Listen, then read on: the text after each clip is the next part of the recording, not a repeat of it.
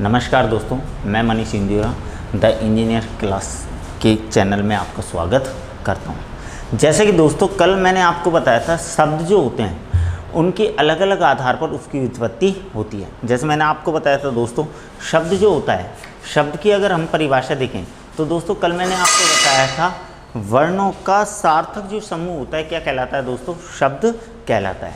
दूसरी अगर दोस्तों हम बात करें, यदि दोस्तों अगर हम बात करते हैं तो मैंने आपको बताया था कि अलग अलग आधार पर शब्दों को अलग अलग भागों में बांटा गया है। व्युत्पत्ति के आधार पर मैंने कल आपको बताया था दोस्तों 3 प्रकार के शब्द होते हैं, रूढ़, यौगिक और योग रूढ़। ये मैंने आपको समझा दिए थे।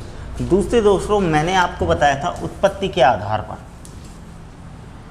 दूसरा दोस्तों कौन सा होता है? उत्पत्ति के आधार पर शब्द भेद की उत्पत्ति के आधार पर शब्द कितने प्रकार के होते हैं। तो यहाँ पर दोस्तों मैंने आपको आंसर बताया था 4 कि उत्पत्ति के आधार पर शब्द कितने प्रकार के होते हैं?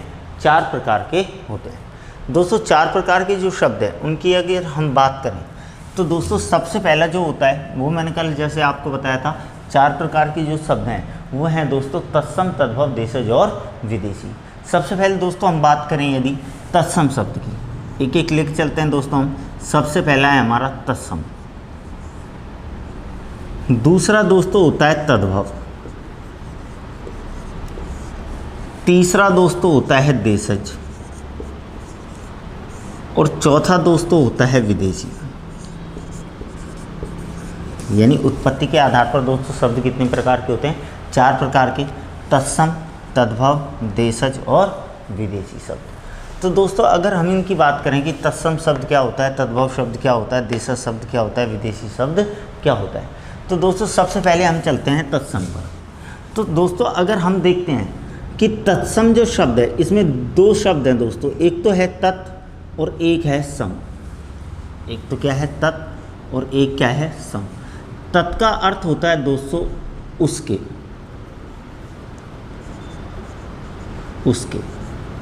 सम का अर्थ होता है दोस्तों समान, यानी उसके समान। दोस्तों अर्थ क्या हुआ? उसके समान। दोस्तों अगर यहां पर लेके चलें उसका अर्थ क्या है तो दोस्तों उसका अर्थ यहां पर है संस्कृत। उसका अर्थ क्या है दोस्तों? यहां पर संस्कृत, यानी उसके समान। अब उसके किसके? संस्कृत के समान, यानी वह शब्द जो संस्कृत के समान ही हिंदी में प्रचलित है। वह शब्द जो संस्कृत के समान ही किसमें प्रचलित है? हिंदी में प्रचलित है। कौन सा शब्द कहलाता है दोस्तों? तत्सम शब्द कहलाता है। वह शब्द दोस्तों, तत् का मतलब होता है उसके, ठीक है। उसका मतलब ही क्या है यहाँ पर दोस्तों? संस्कृत, यानी उसके समान, यानी संस्कृत के समान। यानी संस्कृत के समान जो शब्द हिंदी में हमारे प्रचलित हैं, जैसा उनको संस्कृत में लिखा जाता है वैसा ही किस में लिखा जाता है? हिंदी में लिखा जाता है। उनको दोस्तों किस नाम से जाना जाता है? तत्सम शब्द के नाम से जाना जाता है। जैसा कि दोस्तों अगर हम देखते हैं, जैसे मान लीजिए सूर्य शब्द है दोस्तों। सूर्य जो है संस्कृत में भी सूर्य लिखा जाता है और हिंदी में भी क्या लिखा जाता है? सूर्य ही लिखा जाता है। तो संस्कृत के समान ही किस में प्रचलित है? हिंदी में प्रचलित है। यानी संस्कृत में भी हम सूर्य लिखेंगे और हिंदी में भी क्या लिखेंगे? हम सूर्य ही लिखेंगे। तो संस्कृत के समान ही हिंदी में प्रचलित है, इसलिए ये शब्द कौन सा शब्द कहलाएगा दोस्तों? तत्सम शब्द कहलाएगा। दोस्तों अगर हम बात करें, मैंने शब्द लिख दिया दोस्तों अग्नि। शब्द क्या लिख दिया दोस्तों? अग्नि। अब दोस्तों एक बात बताइए, संस्कृत में भी अग्नि शब्द लिखा जाता है और हिंदी में भी हम अग्नि शब्द लिख देते हैं। जैसे आपने देखा होगा फायर ब्रिगेड की जो गाड़ी होती है उसमें आपने देखा होगा हिंदी में लिखा होता है अग्निशमक यंत्र। अग्निशमक यंत्र, अग्नि का मतलब ही क्या है दोस्तों? यानी कि ज्वलनशील जो चीज़ होती है, यानी आग वगैरह जो होती है वो क्या है? अग्नि है। तो दोस्तों हम संस्कृत में भी क्या लिखते हैं? अग्नि लिखते हैं। हिंदी में भी क्या लिखते हैं? अग्नि ही लिखते हैं। तो यानी संस्कृत के समान ही दोस्तों किसमें प्रचलित है? हिंदी में प्रचलित है। और जो शब्द दोस्तों संस्कृत के समान किसमें प्रचलित हो? हिंदी में प्रचलित हो, उसको दोस्तों किस नाम से जानते हैं हम? तत्सम शब्द के नाम से जानते हैं। दोस्तों मैंने शब्द लिख दिया कर्म। शब्द के लिख दिया दोस्तों कर्म। अब दोस्तों एक बात बताइए, कर्म जो शब्द है संस्कृत में भी कर्म ही लिखा जाता है और हिंदी में भी क्या लिखा जाता है, कर्म ही लिखा जाता है। यानी संस्कृत में जो लिखा जाता है वैसे कि वैसे किस में लिखा हुआ है, हिंदी में लिखा हुआ है। और मैंने क्या बताया था आपको, तत्सम का मतलब उसके समान, यानी संस्कृत के समान ही हिंदी में जो शब्द प्रचलित होता है उसको किस नाम से जानते हैं दोस्तों, तत्सम शब्द के नाम से जानते हैं। तो दोस्तों संस्कृत में भी कर्म लिखा जाता है, हिंदी में भी कर्म लिखा जाता है, इसलिए दोस्तों ये जो शब्द कहलाएगा, कौन सा शब्द कहलाएगा, तत्सम शब्द कहलाएगा। दोस्तों मान लीजिए मैंने शब्द लिख दिया क्षेत्र। दोस्तों शब्द कौन सा लिख दिया हमने, क्षेत्र। तो दोस्तों आपने देखा होगा संस्कृत में भी क्षेत्र ही बोला जाता है और हिंदी में भी क्षेत्र बोला जाता है। जैसे कि आपको पता होगा, जैसे आप पढ़ते हैं, कोई भी चीज़ आप पढ़ते हो कि भारत का क्षेत्रफल, क्षेत्रफल का मतलब क्या है, वो कितने क्षेत्र में फैला हुआ है। तो दोस्तों संस्कृत में भी क्षेत्र लिखा जाता है और हिंदी में भी क्या लिखा जाता है, क्षेत्र ही लिखा जाता है।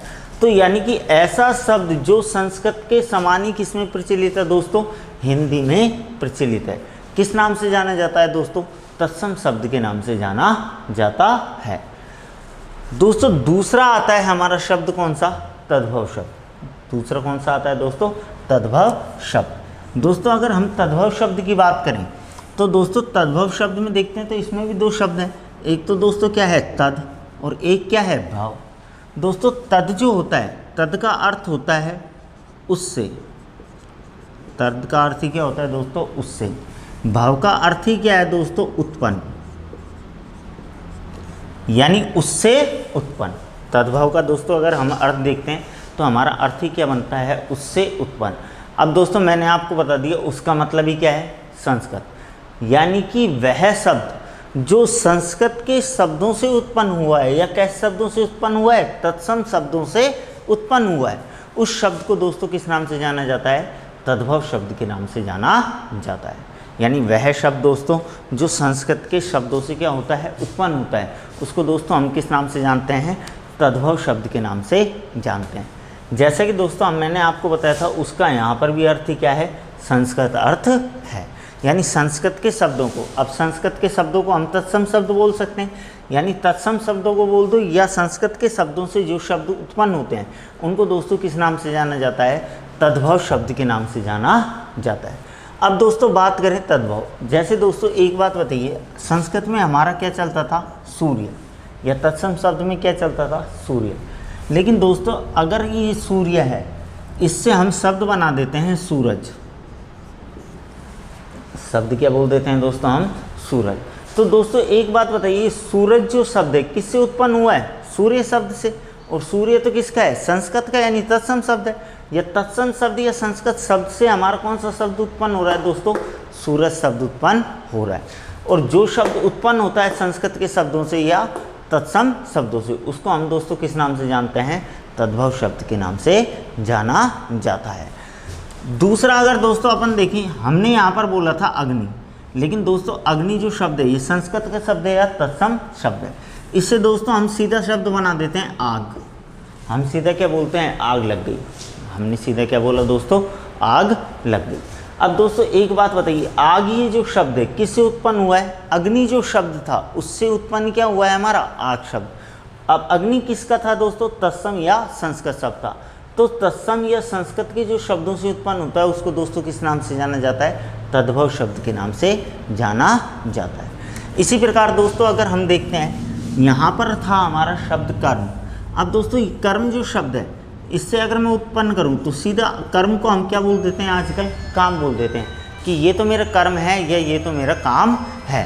तो दोस्तों एक बात बताइए आप मेरे को, जो आपका कर्म है या जो आपका काम है वो ही क्या कहलाता है दोस्तों, तत्सम शब्द कहलाता है। यानी कि कर्म आप चाहे तो कर्म बोलोगे तो किसके अंतर्गत आएगा, तत्सम शब्द या संस्कृत शब्द के अंतर्गत। लेकिन जैसे ही आप बोलोगे काम, कि भाई मैं तो ये काम करता हूँ, काम का मतलब क्या हो दोस्तों, ये आपका क्या है, कर्म है। जैसे कि मैंने आपको बोल दिया दोस्तों कि अगर जैसे ही बोला दोस्तों कि मुझे आज ऑफिस जाना है, तो जैसे ही दोस्तों मैं ऑफिस जा रहा हूँ तो ये मेरा क्या है, कर्म है। ये मेरा ऑफिस जाना क्या है, कर्म, कि भाई मेरे को वहाँ जाकर काम करना पड़ेगा। या दोस्तों सीधा मैं बोल दूँ काम, कि मुझे ऑफिस जाने का काम है, वहाँ पर जाके मैं करूँगा क्या दोस्तों, काम। तो अभी दोस्तों एक बात बताइए आप, ये जो काम जो शब्द उत्पन्न हुआ है किससे हुआ है दोस्तों? कर्म शब्द से उत्पन्न हुआ है। तो दोस्तों कर्म से यानी कर्म शब्द से उत्पन्न हुआ है, और कर्म कौन सा है हमारा? तत्सम शब्द या संस्कृत का शब्द। तो तत्सम शब्द या संस्कृत के शब्द से जो उत्पन्न होता है वो तो कौन सा शब्द होता है दोस्तों? तद्भव शब्द होता है। अगर बात करें दोस्तों हम क्षेत्र की, तो क्षेत्र जो शब्द है इससे अपन सीधा शब्द बनाते हैं दोस्तों खेत। क्षेत्र शब्द से सीधा कौन सा शब्द बनाते हैं? खेत। अब दोस्तों आपने देखा होगा आपका खेत का जो क्षेत्रफल है वो भी क्या है? निश्चित है। तो दोस्तों क्षेत्र जो शब्द है हमारा संस्कृत का या तत्सम जो शब्द है, इससे उत्पत्ति किसकी हुई है, यानी उत्पन्न कौन हुआ है? खेत शब्द उत्पन्न हुआ है। और दोस्तों यही मैंने आपको बोला था, जो उत्पन्न होता है वो किसके अंतर्गत आता है दोस्तों? तद्भव के अंतर्गत आता है। यानी संस्कृत के जो शब्द होते हैं वो तो कहलाते हैं हमारे तत्सम शब्द, और संस्कृत के शब्दों से जो शब्द उत्पन्न होते हैं वो दोस्तों क्या कहलाते हैं? तद्भव शब्द कहलाते हैं। तीसरी बात करें दोस्तों हम देशज शब्द की, तो इसमें भी दोस्तों अगर हम देखें तो इसमें भी दो पद हैं, एक तो है देश और एक है जय। दोस्तों देश का मतलब होता है क्षेत्र विशेष, क्षेत्र विशेष, और दोस्तों जय का मतलब होता है उत्पन्न, यानी वह शब्द जो किसी क्षेत्र विशेष में उत्पन्न हुआ है, वह शब्द जो किसी क्षेत्र विशेष में उत्पन्न हुआ है उसको दोस्तों किस नाम से जाना जाता है? देशज शब्द के नाम से जाना जाता है। यानी ऐसा कोई शब्द हो जो आपने कोई क्षेत्र है, अब जैसे आप देखेंगे भारत, तो भारत का क्षेत्रफल निश्चित है, यानी एक क्षेत्र है उसका। आप अगर भारत में छोड़ो राज्यों को देख लो, राजस्थान का क्या है दोस्तों? एक क्षेत्र है। उत्तर प्रदेश का क्या है? एक क्षेत्र है। गुजरात का क्या है? क्षेत्र है। महाराष्ट्र का क्या है? क्षेत्र है। पश्चिम बंगाल का क्या है? क्षेत्र है। यानी अगर कोई शब्द क्षेत्र विशेष में बोला जाता हो, लेकिन क्षेत्र विशेष में बोले जाने के कारण किस में प्रचलित हो गया आजकल? हिंदी में प्रचलित हो गया। यानी बोला तो कहाँ जाता था? किसी न किसी क्षेत्र विशेष में बोला जाता था, लेकिन आजकल किस में प्रचलन में आ गया? हिंदी में प्रचलन में आ गया। तो ऐसा जो शब्द होता है दोस्तों किस नाम से जाना जाता है? देशज शब्द के नाम से जाना जाता है। ऐसा जो शब्द होता है दोस्तों किस नाम से जानते हैं हम? देशज शब्द के नाम से जानते हैं। जैसे दोस्तों मैं आपको एक शब्द बनाता हूँ, जैसे मैंने शब्द बोल दिया पगड़ी। दोस्तों शब्द क्या बोल दिया मैंने? पगड़ी। अब दोस्तों पगड़ी जो शब्द था ये उत्तर भारत का शब्द था। पगड़ी जो किसका शब्द था? उत्तर भारत। उत्तर भारत में नहीं तो प्रचलित किसके रूप में था? राजस्थान के रूप में था। राजस्थान में पगड़ी पहनी जाती थी। लेकिन दोस्तों आजकल जो पगड़ी शब्द है हिंदी भाषा में प्रचलित हो चुका है, यानी किसी क्षेत्र विशेष में बोला जाता था, लेकिन आजकल किस में प्रचलन में आ गया? हिंदी के प्रचलन में आ गया। और मैं आपको वही बता रहा हूँ कि वह शब्द जो किसी क्षेत्र विशेष में बोला जाता था, लेकिन किसके प्रचलन में आ गया? हिंदी के प्रचलन में आ गया। उस शब्द को दोस्तों किस शब्द के नाम से जाना जाता है? देशज शब्द के नाम से जाना जाता है। दोस्तों मैं आपको शब्द मैंने लिख दिया गाड़ी। शब्द दोस्तों क्या लिख दिया? गाड़ी। अब दोस्तों गाड़ी जो शब्द है हमारा क्या है? क्षेत्र विशेष का शब्द है। नहीं दोस्तों, अगर आप वैसे बोलेंगे, अगर संस्कृत में आप बोलेंगे तो दोस्तों आपको अच्छी तरह पता है संस्कृत में गाड़ी नहीं बोला जाता, संस्कृत में वाहन बोला जाता है। और दोस्तों अगर बात करें इंग्लिश या विदेशी भाषा की अगर बात करें तो व्हीकल वगैरह बोल दिया जाता है। लेकिन हम दोस्तों क्या बोलते हैं? गाड़ी, कि उसकी गाड़ी या गाड़ी वाहन वगैरह अपन बोल देते हैं। तो गाड़ी जो शब्द है हमारे क्षेत्र विशेष में बोला जाता था, क्षेत्र विशेष में बोले जाने के कारण किस में प्रचलन में आ गया? दोस्तों हिंदी के प्रचलन में आ गया। तो दोस्तों हिंदी के प्रचलन में आ गया, क्षेत्र विशेष में बोला जाता था, हिंदी के प्रचलन में आ गया, इसलिए कौन सा शब्द बोला जाएगा दोस्तों? अपना देशज शब्द बोला जाएगा। दोस्तों शब्द मैंने लिख दिया आँच। शब्द क्या लिख दिया दोस्तों? आँच, कि आँच जला ले। जैसे हमारे देशज भाषाओं में ग्रामीण इलाकों में बोला जाता है, कोई भी नहीं बोलता अग्नि जला ले या आग जला ले, सीधा बोलता है यार आँच जला ले तप लेगा, आँच जला ले तप लेंगे। तो दोस्तों एक बात बताइए, आँच ये जो शब्द है अब किस में आ गया? हिंदी के प्रचलन में आ गया। जैसा कि दोस्तों आपने लोकोक्ति सुनी होगी, आँच को साँच नहीं, ठीक है। तो आँच जो शब्द है वो दोस्तों था कौन सा? क्षेत्र विशेष में बोला जाता था हमारे में, लेकिन प्रचलित किस में हो गया, हिंदी में प्रचलित हो गया। और दोस्तों यही मैं आपको समझाना चाहता हूँ कि वह शब्द जो किसी क्षेत्र विशेष में बोला जाता था लेकिन हिंदी के किस में आ गया, प्रचलन में आ गया। ऐसा जो दोस्तों शब्द होता है किसके अंतर्गत आता है, देशज शब्द के अंतर्गत आता है। दोस्तों हम शब्द लिख देते हैं खटखटाना,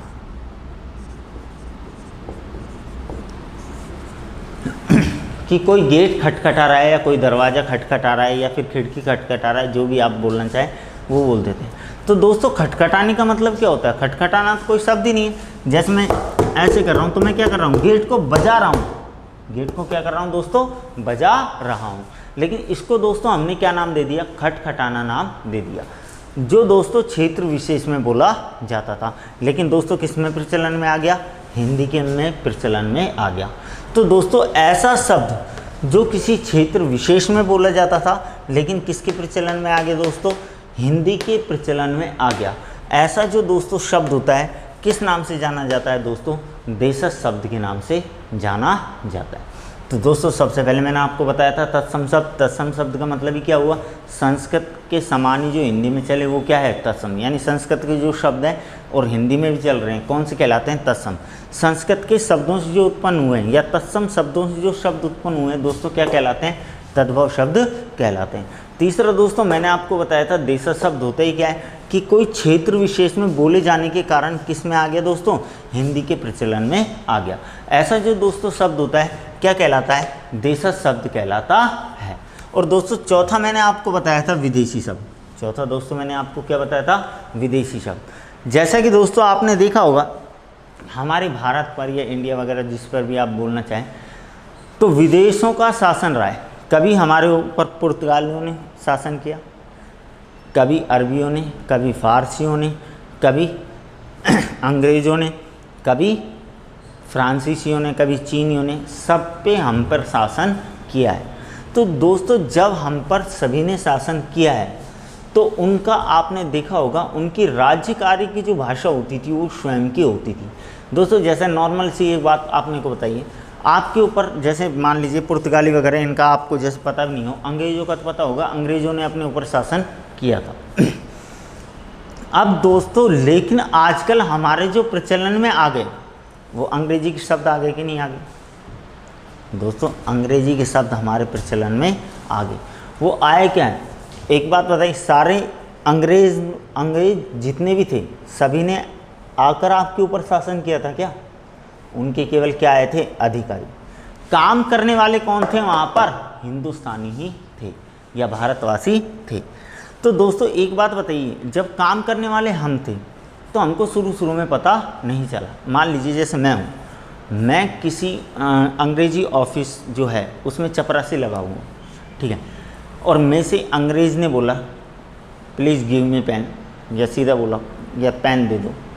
अब मैं देखूँगा पेन होता क्या चीज़ है, फिर उसने दूसरे ने उठाकर उसको दे दिया, मैं ये समझ जाऊँगा अच्छा ये जो चीज़ है इसको क्या बोला जाता है, पेन बोला जाता है। अब मैं घर पर गया, मैंने घर जाके भी क्या बोल दिया, पेन देना। अब किसको पता चल गया, मेरे बच्चे को पता चल गया कि पेन किसे कहते हैं, मेरी बीवी को पता चल गया, भाई को पता चल गया, बहन को पता चल गया, माँ को पता चल गया, पिताजी को पता चल गया, इस चीज़ को क्या कहते हैं, पेन कहते हैं। लेकिन वो क्या आ गया, धीरे धीरे हमारे प्रचलन में आ गया। वो क्या आ गया दोस्तों, हमारे धीरे धीरे प्रचलन में आ गया। जैसे दोस्तों आप कभी भी जाइए, आप जैसे दुकान पे जाते हैं, किसी भी दुकान पर जाकर आप एक बात बताइए, आप हमारा जो हिंदी का जो शब्द है या तत्सम जो हमारा शब्द है वो है लेखनी। आप किसी भी दुकान पर जाके बोल दीजिए, जैसे स्टेशनरी की दुकान है जहाँ किताब कॉपी पेन वगैरह मिलते हैं, वहाँ पर आप जाके बोल दीजिए यार 5 रुपये वाली लेखनी दे दे, तो बोलेगा लेखनी क्यों, वो पढ़ा लिखा तो इतना है नहीं, उसको तो ये अनुभव है नहीं तत्सम तद्भव देशज विदेशी क्या होते हैं। अगर वो इतना पढ़ा लिखा होता दुकान करता वो या दुकान पे काम करता। तो दोस्तों आपने उसे बोला 10 रुपये वाली लेखनी दे दे, और वो सोचेगा यार लेखनी पता नहीं ब्रश को बोल रहे क्या, वो सीधा आपसे बोल देगा नहीं है। एक आप सीधे जाकर बोलो भैया 10 रुपये वाला पेन दे दे, वो सीधा पकड़ भाई। तो दोस्तों एक बात बताइए, पेन शब्द क्या आ गया, हमारे प्रचलन में आ गया, जबकि हमारा जो शब्द है दोस्तों वो शब्द कौन सा है, लेखनी शब्द है। तो दोस्तों ऐसे ही विदेशी भाषाएं जो हैं उनके जो शब्द थे, क्योंकि राज्य कार्य की भाषा उनकी थी और काम करने वाले हमारे थे, तो उनके जो शब्द हैं वो हमारे किस में आ गए, प्रचलन में आ गए। तो विदेशी भाषाओं से जो शब्द हिंदी में ग्रहण किए गए हैं उनको दोस्तों किस नाम से जाना जाता है, विदेशी शब्द के नाम से जाना जाता है। यानी ऐसे शब्द जो प्रचलन में किस में थे, विदेशों में, लेकिन विदेशों ने जैसे ही हमारे ऊपर राज किया तो वो किस भाषा में आ गए, हमारी भाषा में प्रचलित हो गए और उनको हम निरंतर बोलते रहते हैं। ऐसे जो शब्द हैं दोस्तों, उन शब्दों को दोस्तों किस नाम से जाना जाता है, विदेशी शब्द के नाम से जाना जाता है। जैसे दोस्तों मैं आपको शब्द बताता हूँ, मैंने शब्द लिख दिया दोस्तों आदमी, मैंने शब्द लिख दिया औरत, क्या शब्द हैं दोस्तों, विदेशी शब्द। दोस्तों एक बात बताइए, अगर आप संस्कृत में बोलना चाहेंगे तो संस्कृत में स्त्री और पुरुष होता है, अगर आप तद्भव में बोलना चाहेंगे तो नर और नारी होता है, औरत और आदमी कहाँ से आ गए। लेकिन हम क्या पढ़ते हैं आजकल, हमको स्कूलों में क्या सिखाया जाता है, औ से औरत, ठीक है। तो औरत जो शब्द है दोस्तों क्या है, विदेशी भाषा का है, अरबी फारसी भाषाओं के शब्द हैं ये दोस्तों। मैंने दोस्तों शब्द जैसे मैंने आपको बताया पेन, कलम लिख दूं तो दोस्तों हमारा हिंदी का शब्द तो क्या था, लेखनी शब्द था। पेन या कलम था क्या, पेन अंग्रेजी भाषा का हो गया, कलम किसका हो गया, हमारा अरबी और फारसी भाषा का शब्द हो गया। तो दोस्तों ऐसे जो शब्द हैं यानी जिनका हम प्रयोग करते हैं, जैसे और शब्द भी दोस्तों मैं आपको बता देता हूँ, जैसे पूछता है तूफान शब्द, चाय शब्द, बम शब्द, चाकू शब्द, तलवार शब्द, तोप शब्द, ठीक है दोस्त, कार्टून शब्द, तो दोस्तों रिक्शा शब्द। तो दोस्तों हम इनका हमेशा प्रयोग करते हैं, लेकिन दोस्तों ये हमारे प्रचलन में आ चुके हैं, लेकिन ये हमारी भाषा के शब्द नहीं है। हमने ये शब्द किससे लिए हैं, विदेशी भाषाओं से इन शब्दों को लिया हुआ है। दोस्तों कई बार क्वेश्चन ये और पूछ लेता है, निम्न में से चीनी भाषा का शब्द है, 4 शब्द आपको दे देगा। तो दोस्तों ध्यान रखना, चाय तूफान किस भाषा का शब्द है, चीनी भाषा का शब्द है। जो का एक स्ट्रक्चर बना हुआ है दोस्तों, वो आप में से जब आप चाहें द इंजीनियर क्लासेज में आप कमेंट्स करके बोलिए कि मेरे को जो है स्ट्रक्चर चाहिए, विदेशी जो शब्द है, जो आने वाले शब्द हैं, केवल आपको 50 एक शब्द याद रखने हैं दोस्तों। 50 शब्दों के ऊपर आप जैसे ही बोलेंगे वैसे के वैसे आपको फोटोकॉपी भेज दी जाएगी। धन्यवाद दोस्तों।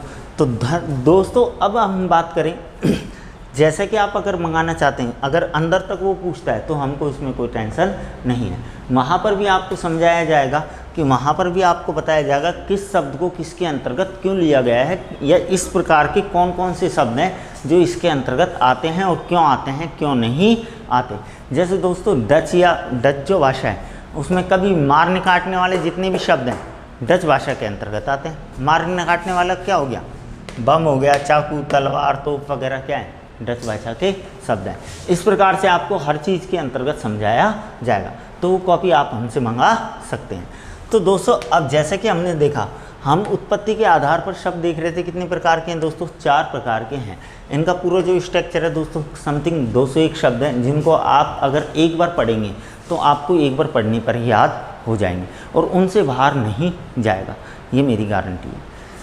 तो दोस्तों अगर हम बात करें तत्सम की, तो तत्सम का मतलब ही क्या हो गया, उससे उत्पन्न, उसका मतलब ही क्या होता है, संस्कृत। यानी संस्कृत के शब्दों से जो शब्द उत्पन्न होते हैं वो शब्द दोस्तों कौन से कहलाते हैं, तत्सम शब्द कहलाते हैं। दोस्तों संस्कृत के शब्दों से जो शब्द उत्पन्न होते हैं यानी उनको क्या बोलते हैं हम, तद्भव शब्द, यानी उससे उत्पन्न, जहाँ पर उत्पन्न आ जाए, यानी उन शब्दों से उत्पन्न, उनसे किनसे, या उससे किससे, संस्कृत की।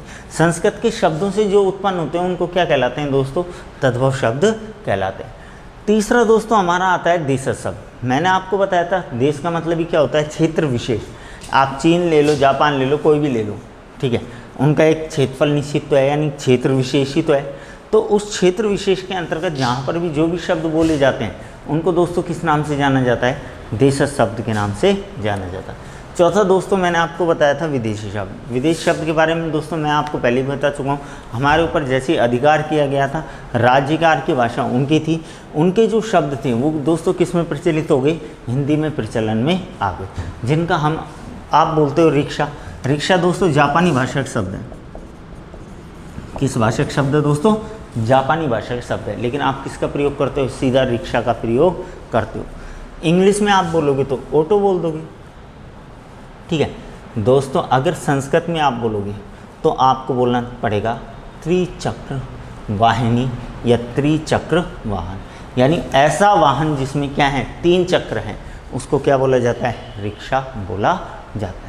तो इस प्रकार से दोस्तों ये हमारे क्या थे? उत्पत्ति के आधार पर हमारे शब्द थे। इसके बाद में जैसे दोस्तों अगर हम देखेंगे तो इसके बाद में हम देखेंगे उत्पत्ति के आधार पर के बाद में हमारे आते हैं दोस्तों प्रयोग के आधार पर, जो कि अब अभी हम पढ़ेंगे। तो जैसा कि दोस्तों हमने देखा उत्पत्ति के आधार पर जो शब्द है वो दोस्तों कितने प्रकार के होते हैं? 4 प्रकार के होते हैं। पहला दोस्तों हमने पढ़ा था तत्सम शब्द, सेकंड दोस्तों हमने पढ़ा था तद्भव शब्द, थर्ड जो दोस्तों हमने पढ़ा था देशज, और चौथा जो दोस्तों हमने पढ़ा था विदेशी शब्द। अब तीसरा जो तो चलता है वो चलता है दोस्तों हमारा प्रयोग के आधार पर। प्रयोग के आधार पर शब्द भेद, प्रयोग के आधार पर शब्द भेद, यानी प्रयोग के आधार पर शब्द कितने प्रकार के होते हैं। तो यहाँ पर दोस्तों मैंने आपको 2 आंसर बताए थे। एक तो आंसर आपको करना है 2, ये तो था हमारा फर्स्ट आंसर। अगर दोस्तों ऑप्शन में 2 नहीं मिलता तो हमको आंसर क्या कर देना है? 8 आंसर कर देना है, जो कि मैं आपको पिछली वीडियो में बता चुका हूँ कि कैसे आपको 2 आंसर करना है और कैसे आपको 8 आंसर करना है।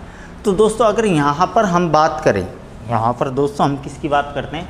अगर बात करें 2, तो 2 का मतलब ही क्या है कि ये जो है प्रयोग के आधार पर। प्रयोग का मतलब ही क्या होता है दोस्तों? मैंने उस समय भी आपको बताया था, प्रयोग का मतलब ही है वाक्य में प्रयोग के आधार पर, ठीक है दोस्तों। वो लाइन ये यहाँ पर जोड़ेगा नहीं, जो कि मैं आपको बता रहा हूँ यहाँ पर, वो है वाक्य में, ये वाली लाइन नहीं जोड़ेगा। वाक्य में प्रयोग के आधार पर सीधे क्या बोल देगा? प्रयोग के आधार पर। यह दोस्तों मैंने आपको दूसरा बताया था शब्द भेद। शब्द भेद यानी शब्द के कितने भेद होते हैं। तो दोस्तों उसका आंसर भी हमारा क्या था? 2। तो दोस्तों मैंने आपको बताया था शब्द भेद के हिसाब से अगर हम देखें तो शब्द जो होते हैं दोस्तों कितने प्रकार के होते हैं? 2 प्रकार के होते हैं दोस्तों। एक तो मैंने आपको बताया था विकारी शब्द, और एक दोस्तों मैंने आपको बताया था अविकारी शब्द। एक तो दोस्तों क्या था? विकारी शब्द, और एक दोस्तों क्या था? अविकारी शब्द। दोस्तों अगर मैं आपसे पूछना चाहूँ कि विकारी का मतलब ही क्या होता है, तो विकारी का मतलब जिसके अंतर्गत विकार उत्पन्न होता है वो क्या कहलाता है? विकारी कहलाता है। और दोस्तों अगर मैं आपसे पूछना चाहूँ अविकारी का मतलब क्या होता है, यानी जिसके अंतर्गत विकार उत्पन्न नहीं होता, वो क्या कहलाता है? अविकारी शब्द कहलाता है। दोस्तों ये जो अविकारी शब्द है इसका ही दूसरा नाम है दोस्तों अव्यय। अविकारी शब्द का ही दूसरा नाम क्या है दोस्तों? अव्यय। दोस्तों यहाँ पर मैंने जो अव्यय है इसको अंडरलाइन इसलिए किया है कि यहाँ से क्वेश्चन पूछा जा चुका है। यहाँ से वो सीधा दोस्तों क्वेश्चन पूछता है समास का, कि अव्यय शब्द में कौन सा समास है। तो अधिकतर स्टूडेंटों का आंसर होता है ओह अव्यय, इसका मतलब अव्ययभाव समास है। अव्यय का मतलब ही क्या मानते हैं वो? अव्ययभाव समास। सीधा जैसे मैं स्टूडेंटों से पूछता हूँ या सीधा बोलता हूँ कि भाई अव्यय शब्द में बता दीजिए आप में कौन समास है, तो सीधा वो क्या बोलते हैं? सर अव्यय जो शब्द होगा इसमें कौन समास होगा? अव्ययभाव समास होगा। जबकि दोस्तों इसका सही आंसर नहीं है ये, यानी इसमें अव्ययभाव समास नहीं होता। दोस्तों इसमें जो समास होता है वो है तत्पुरुष समास। इसमें जो दोस्तों समास होता है कौन सा? तत्पुरुष समास। दोस्तों तत्पुरुष समास के भी जैसे ही अपनी आगे क्लास आएगी उसमें हम तत्पुरुष समास में भेद पढ़ेंगे। तो तत्पुरुष समास के दोस्तों 10 भेद होते हैं। तत्पुरुष समास के कितने भेद होते हैं दोस्तों? 10 भेद, जिनमें से 6 जो भेद है वो तो दोस्तों हमारे कारक के अनुसार चलते हैं। किसके अनुसार चलते हैं दोस्तों? कारक के अनुसार। जैसे कर्म कारक तो आप कर्म तत्पुरुष कर दो, करण कारक करण तत्पुरुष कर दो, संप्रदान कारक संप्रदान तत्पुरुष कर दो। इस प्रकार से आप कर सकते हैं। तो 6 जो भेद होते हैं वो तो किसके अनुसार होते हैं दोस्तों? कारकों के अनुसार। 4 जो भेद हैं दोस्तों, 4 हमारे जो भेद हैं वो 4 जो भेद हैं दोस्तों उनमें से एक को नाम दिया जाता है अलुप्त तत्पुरुष। एक को दोस्तों क्या नाम दिया जाता है? अलुप्त तत्पुरुष। एक को लुप्त पद तत्पुरुष, एक को दोस्तों नए तत्पुरुष, और एक को उपपद तत्पुरुष। तो दोस्तों अगर तत्पुरुष को भेदे में अगर देखें तो इसमें दोस्तों भेदों में अगर देखें तो होता है न तत्पुरुष। तो दोस्तों सीधा सीधा काफ़ी बार उसने ये क्वेश्चन पूछा है कि अव्यय जो शब्द होता है, अव्यय शब्द में कौन सा समास है। तो दोस्तों अव्यय शब्द में कौन समास होता है? तत्पुरुष समास होता है। पहला आंसर हमारा क्या होगा? तत्पुरुष समास। अगर दोस्तों आप डिफ़िकल्ट परीक्षा दे रहे हैं, डिफ़िकल्ट का मतलब जिसमें केवल एक पेपर आपका हिंदी वगैरह का आ रहा है, ठीक है, अगर सामान्य होगा तो दोस्तों वहाँ पर सीधा देगा अव्यय में कौन सा समास है, वहाँ पर आपको आंसर मिल जाएगा तत्पुरुष अव्ययीभाव बहुब्रीहि। कुछ दोस्तों कुछ किताबों में ये लिखा हुआ है कि अव्यय जो है इसमें बहुब्रीहि समास है, जबकि दोस्तों वो आंसर सही नहीं है। दोस्तों किताब का नाम मैं लेना भी नहीं चाहता। दोस्तों दूसरी अगर मैं आपको बात बताऊं तो दोस्तों एक बात बताइए, इनकी मेरे को परिभाषा लिखने की आवश्यकता है क्या? मैं आपको बता रहा हूँ जिस शब्द में विकार उत्पन्न नहीं होता वो क्या है? अविकारी। और जिसमें विकार उत्पन्न हो जाता है वो क्या है? विकारी। अब दोस्तों अगर देखें हम विकारी अविकारी के बारे में देखें तो दोस्तों आप विकार जो उत्पन्न करोगे वो किन के आधार पर कर सकते हो? या तो दोस्तों आप लिंग के आधार पर करेंगे, या फिर वचन के आधार पर करेंगे, या फिर काल के आधार पर। तो दोस्तों इसकी अगर संपूर्ण परिभाषा मैं बनाऊं, इसकी हमको सभी चीज़ों को मिला देना और संपूर्ण परिभाषा बनानी है। तो दोस्तों वह शब्द जो या वह शब्द जिसका लिंग, वचन या काल के आधार पर रूप परिवर्तन नहीं किया जा सकता वो तो क्या है? अविकारी दोस्तों। और जिसका आप परिवर्तन कर सकते हो वो क्या है? विकारी। दोस्तों अगर सीधा अगर बात करना चाहे, विकारी का मतलब ही क्या है? परिवर्तन। विकारी का मतलब ही क्या हो गया? परिवर्तन। अविकारी का अर्थ क्या हो गया दोस्तों? अपरिवर्तन।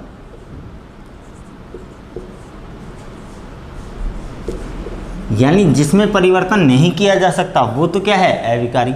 और जिसमें आप परिवर्तन कर सकते हो वो क्या है दोस्तों? विकारी।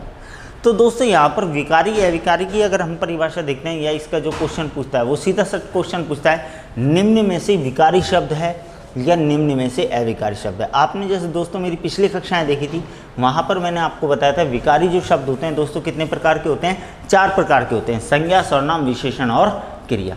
अविकारी जो शब्द है वो कितने प्रकार के होते हैं दोस्तों? 4 प्रकार के होते हैं। पहला होता है क्रिया विशेषण, दूसरा संबंधवाचक, तीसरा समुच्चय बोधक, चौथा विस्मयादि बोधक। दोस्तों अगर एक बात बताइए दोस्तों, अगर आप चाहें तो मैं परिभाषा भी लिख सकता हूँ, ठीक है दोस्तों, लेकिन परिभाषा लिखने की आवश्यकता नहीं है। अगर आप परिभाषा अगर देखना चाहते हैं तो दोस्तों आपको इसके लिए कोई दिक्कत नहीं है। आप जितनी भी परिभाषाएं देखना चाहते हैं कि विकारी की परिभाषा क्या होती है, अविकारी की परिभाषा क्या होती है, तो दोस्तों आपको कुछ नहीं करना, यूट्यूब जो चैनल है उस पर द इंजीनियर क्लासेज डालना है। द इंजीनियर क्लासेज का जो पृष्ठ आएगा उस पर आप कोई भी परिभाषा देख सकते हैं, विकारी क्या होती है, अविकारी क्या होती है। पिछली जो मैंने आपको बताया था समृद्ध की परिभाषा क्या होती है, असमृद्ध की परिभाषा क्या होती है, अर्ध समृद्ध की परिभाषा क्या होती है, विवृत की, अर्ध समृद्ध की, सारी परिभाषाएं आप देख सकते हैं। तो वहाँ से आप डाउनलोड कर सकते हैं। तो दोस्तों यहाँ पर मैं परिभाषा नहीं बताऊँगा, केवल आपको परिभाषा समझाऊँगा। तो दोस्तों यहाँ पर अगर विकारी जो शब्द है तो विकारी शब्द को दोस्तों हम देखते हैं जिसमें विकार उत्पन्न हो जाता है। विकार का मतलब ही दोस्तों क्या होता है? परिवर्तन।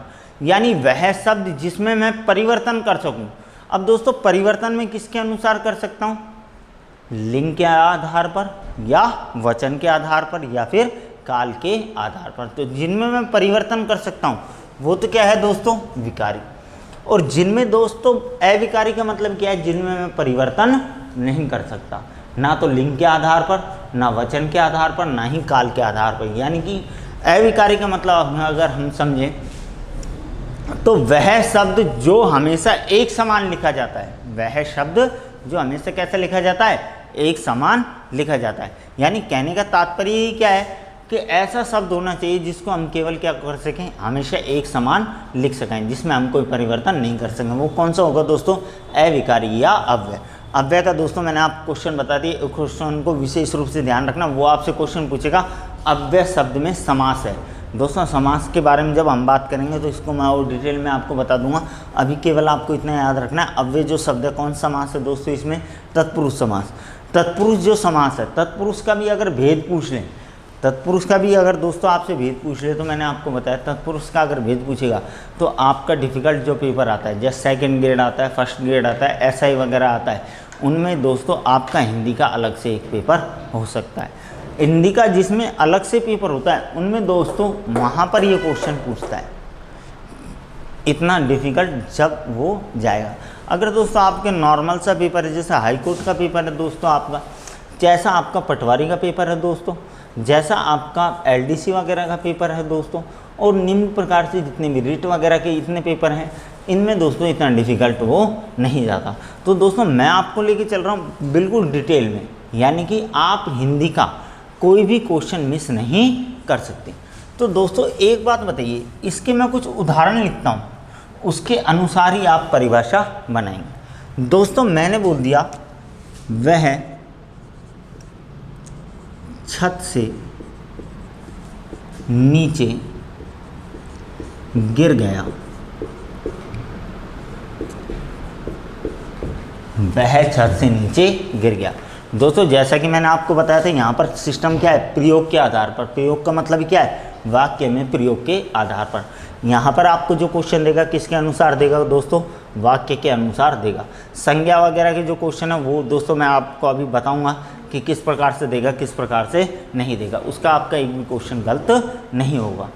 जहाँ तक मैं जानता हूँ अगर आप स्टडी जो कर रहे हैं, अगर सही स्टडी कर रहे हैं तो उसमें हमको कोई प्रभाव नहीं मिलेगा। तो दोस्तों सबसे पहले अगर हम बात करते हैं तो मैंने आपको दोस्तों ये बोला था कि वह छत से नीचे गिर गया। दोस्तों दूसरा वाक्य लिख रहा हूँ, वह छत से नीचे गिर गई।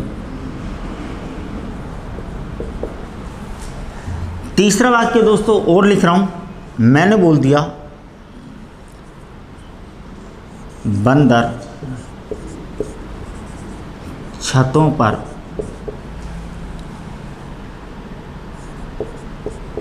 उछल रहे हैं। चौथा क्वेश्चन दोस्तों मैं और पूछ रहा हूं, वे सब छत से नीचे गिर गए। पांचवा क्वेश्चन दोस्तों मैं आपसे फिर पूछ रहा हूं, वह छत से नीचे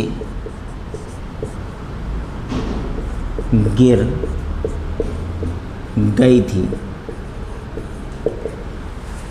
दोस्तों 5 ये हमारा क्वेश्चन हो गया।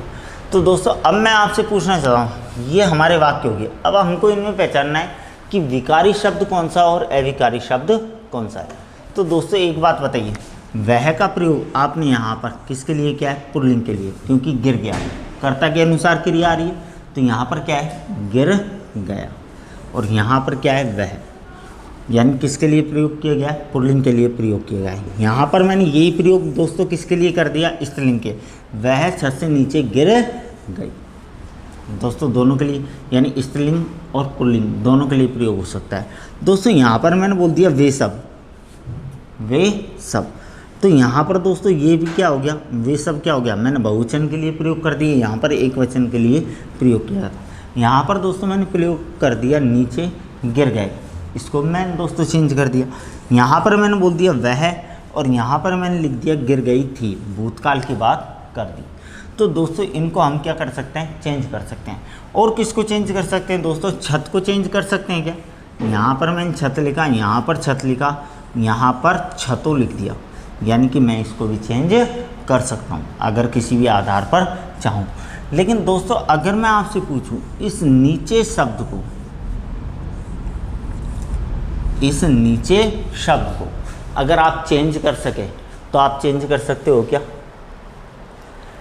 नीचे जो शब्द है वो हमेशा क्या है, नीचे ही रहेगा, चाहे स्त्रीलिंग के लिए आप बात करो, चाहे किसके लिए बात करो, पुल्लिंग के लिए बात करो। आप बोल दो वह नीचे गिर गई, स्त्रीलिंग, वह नीचे गिर गया, पुल्लिंग, वे सब नीचे गिर गए, बहुवचन। बताओ दोस्तों, वह नीचे गिर गया था, भूतकाल, वह नीचे गिर रहा है, वर्तमान काल, वह नीचे गिरेगा, खड़ा है अभी, गिर सकता है किसी भी समय, ठीक है। जैसे कि दोस्तों आपने मूवी वगैरह देखी होगी, एक इश्क मूवी आई थी दोस्तों जिसमें अजय देवगन वगैरह, तो वो वहाँ पर हम क्या बोल रहे हैं, वहाँ पर काजोल वगैरह देख रहे हैं कि वह नीचे गिर रहा है। अब काजोल ये कह रही है, लेकिन जूही चावला क्या, वह नीचे गिरेगा, कि वो उससे जलन करती है तो गिरेगा, वहाँ पर वही शब्द आया। लेकिन दोस्तों हमको किस बात पर ध्यान देना है, नीचे शब्द पर, यानी नीचे शब्द को अपन चेंज कर सकते हैं क्या, तो हम दोस्तों इस नीचे शब्द को चेंज नहीं कर सकते। चाहे आप इसका प्रयोग स्त्रीलिंग के लिए करो, चाहे आप इसका प्रयोग पुल्लिंग के लिए करो, चाहे आप इसका प्रयोग एक वचन के लिए करो, चाहे आप इसका प्रयोग बहुवचन के लिए करो, चाहे आप इसका प्रयोग भूतकाल में करो, चाहे भविष्य काल में करो, चाहे वर्तमान काल में, नीचे का तो नीचे ही रहेगा। और शब्दों को हम चेंज कर सकते हैं, तो इन शब्दों को, जिन शब्दों को हम क्या कर सकते हैं, चेंज कर सकते हैं, तो चेंज का मतलब ही क्या होता है, परिवर्तन। चेंज का मतलब ही क्या होता है, परिवर्तन। तो जिन शब्दों को आप चेंज कर सकते हैं वो तो क्या कहलाते हैं दोस्तों, विकारी, वो तो क्या है, विकारी। और जिन शब्दों को आप चेंज नहीं कर सकते, नीचे शब्द को आप चेंज नहीं कर सकते, ये क्या कहलाएगा दोस्तों, अविकारी। या फिर दूसरा मैंने आपको नाम बताया था, इसका दूसरा नाम क्या होता है, अव्यय। तो दोस्तों ऐसा शब्द जिसको मैं चेंज नहीं कर सकता वो क्या कहलाता है, अविकारी शब्द। और वह शब्द जिसको मैं चेंज कर सकता हूँ दोस्तों, वो क्या कहलाता है, विकारी शब्द कहलाता है। अब दोस्तों मेरे हिसाब से आपको समझ में आ गया होगा विकारी और अविकारी शब्द क्या होते हैं। दोस्तों मैंने अभी इनकी परिभाषा नहीं लिखी, अभी मैंने आपको केवल डिटेल से पढ़ा है। अगर आपको दोस्तों, फिर मैं बता रहा हूँ, अगर आपको पूरी परिभाषा जाननी है, पूरा विवरण लेना है, तो दोस्तों मैंने आपको बता दी द इंजीनियर्स क्लासेज अलवर, जैसे ही आप टाइप करोगे तो वहाँ पर आपको संपूर्ण परिभाषा मिल जाएगी। आपको पूरी की पूरी, जैसे ही वहाँ पर जैसे ही चैनल खुलेगा वहाँ पर आपको पूरी परिभाषा मिलेगी, उसके अनुसार भी आप देख सकते हैं। फिर आप लगाने की कोशिश कर सकते हैं कि किस में तो विकारी होगा, किस में अविकारी होगा। तो बताइए दोस्तों, आपको विकारी और अविकारी की अंतर पता चले कि नहीं चले। अगर दोस्तों आपको कोई कन्फ्यूजन हो तो दोस्तों मैंने आपको सीधा बोल रखा है, आप कमेंट्स करें, केवल आप क्वेश्चन पूछें जहाँ पर आपको दिक्कत आ रही है। मेरे को पता है कुछ किताबों में अलग लिखा हुआ है और मैं कुछ अलग प्रकार से पढ़ा रहा हूँ, तो दोस्तों मैं जो पढ़ा रहा हूँ जहाँ पर अपने क्वेश्चन सही माने जाते हैं उस हिसाब से, अगर आपकी किताबों में जो लिखा हुआ है कोई दिक्कत नहीं है दोस्तों, आप केवल मेरे को कमेंट्स कर सकते हैं और आप मेरे को सीधा बताएं कि सर ये लिखा हुआ है, इसका आंसर सही क्या माना जाएगा। तो दोस्तों इसकी कोई दिक्कत नहीं है। जैसे कि जैसे ही संडे होगा तो दोस्तों उसमें मैं एक्स्ट्रा क्लास लगाऊंगा, आपके जितने भी क्वेश्चन होंगे उन सारे क्वेश्चनों का जवाब देने के लिए मैं तैयार हूँ। तो दोस्तों मेरे हिसाब से आपको समझ में आ गया होगा कि वाक्य में अगर प्रयोग, वाक्य का मतलब यहाँ पर अब जो चलेंगे दोस्तों, क्या चलेंगे, हमारे वाक्य चलेंगे। तो वाक्य में तो प्रयोग किया है दोस्तों मैंने, यहाँ पर क्या है, प्रयोग के आधार पर। प्रयोग का मतलब ही क्या है, वाक्य में। तो वाक्य में प्रयोग के आधार पर शब्द दोस्तों कितने प्रकार के होते हैं, दो प्रकार के, विकारी और अविकारी। विकारी का मतलब ही क्या होता है दोस्तों, विकारी का मतलब ही होता है जिसमें विकार उत्पन्न हो जाता है। विकार का मतलब ही क्या है, परिवर्तन। विकार का मतलब ही क्या है, परिवर्तन। विकार का मतलब क्या होता है दोस्तों, परिवर्तन। और अगर विकार उत्पन्न नहीं हो रहा, जहाँ पर दोस्तों विकार उत्पन्न नहीं हो रहा यानी परिवर्तन नहीं हो रहा, वो दोस्तों क्या कहलाता है, अविकारी। अविकारी का दूसरा रूप मैंने आपको बताया था अव्यय, जिसमें से क्वेश्चन पूछा जाता है।